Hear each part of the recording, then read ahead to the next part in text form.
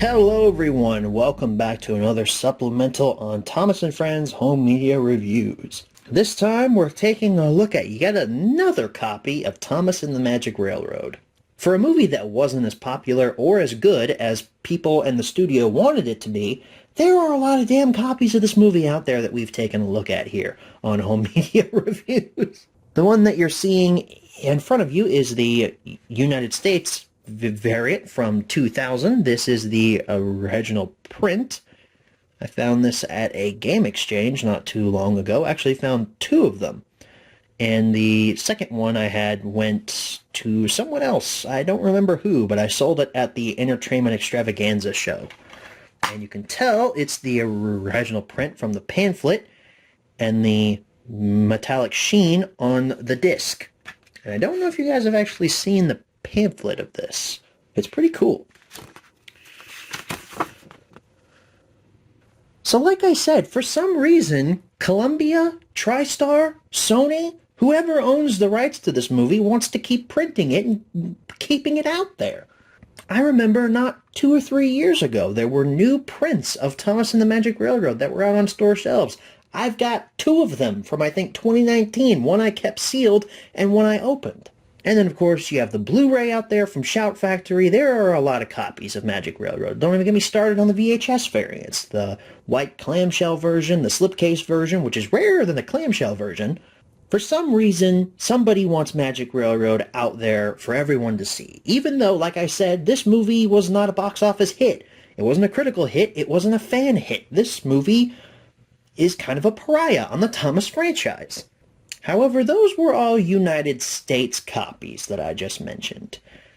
I do have some foreign copies of Magic Railroad. I have a United Kingdom variant, and today we're taking a look at a Canadian variant of Magic Railroad here. This is I believe this is the original print from 2001. Magic Railroad took a little extra time to come out in Canada. But you can see the poster arts are kind of similar. The Canadian one is more in your face, and Thomas is more of a focus on it. He's up there at the top with Thomas in his first movie there at the top. I like the red banner more than just this kind of weird Photoshop-y look to this Thomas in his first movie, but you got the cast list there. You have the really bad Photoshop job on Diesel 10 with the claw that's like a billion times too big for him.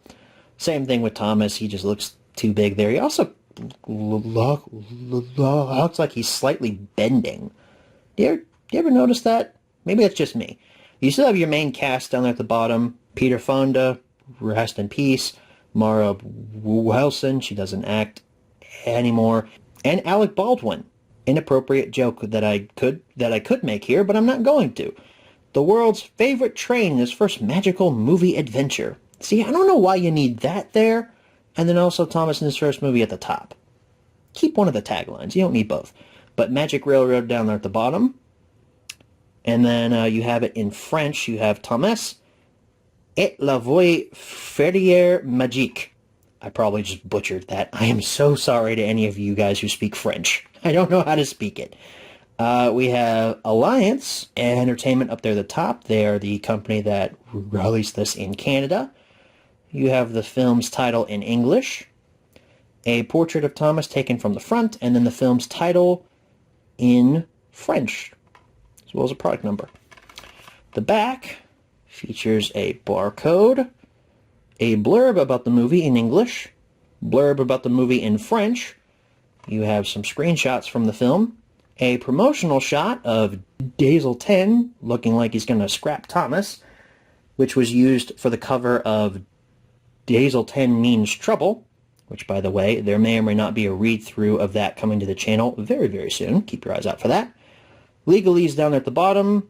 You have stuff down there about like subtitles and everything, and then the Canadian rating, G-rated, down there at the bottom. And if we open this bad boy up, your disc looks like this. You have that first teaser poster shot of Thomas pulling a bunch of mail coaches for some reason. We got Thomas and the Magic Railroad up there at the top, and then the Thomas and the Magic Railroad title in French down there at the bottom. And you'll notice this is one of those recyclable cases. There's more artwork underneath.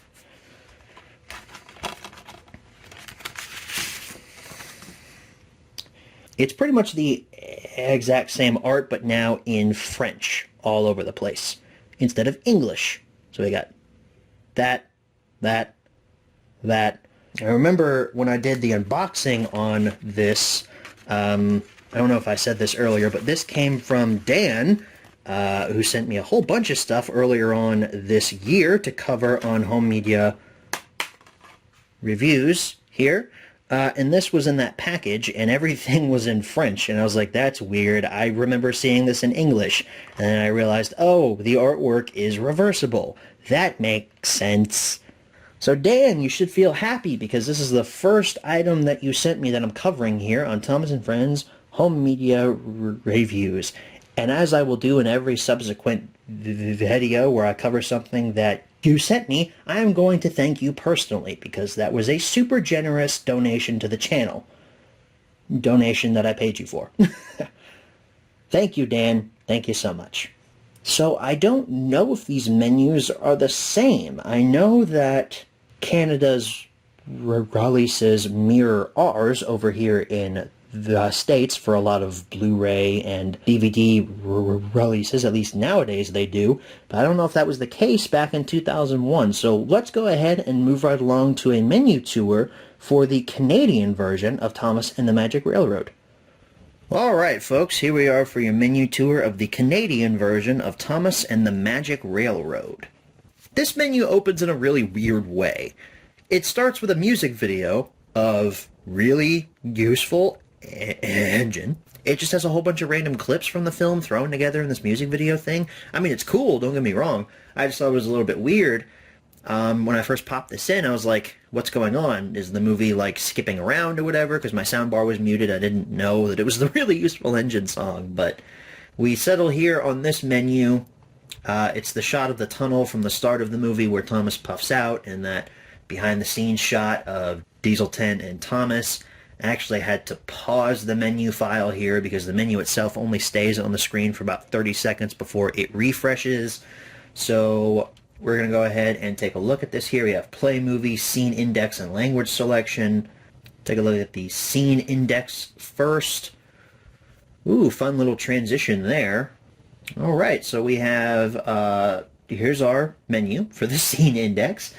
We have a weird photoshopped image of Thomas behind there. Alright, so here is our scene index menu. We have a weird photoshopped image of Thomas back there with rails going into his face. That's nice. We have titles and numbers for each of these scenes here.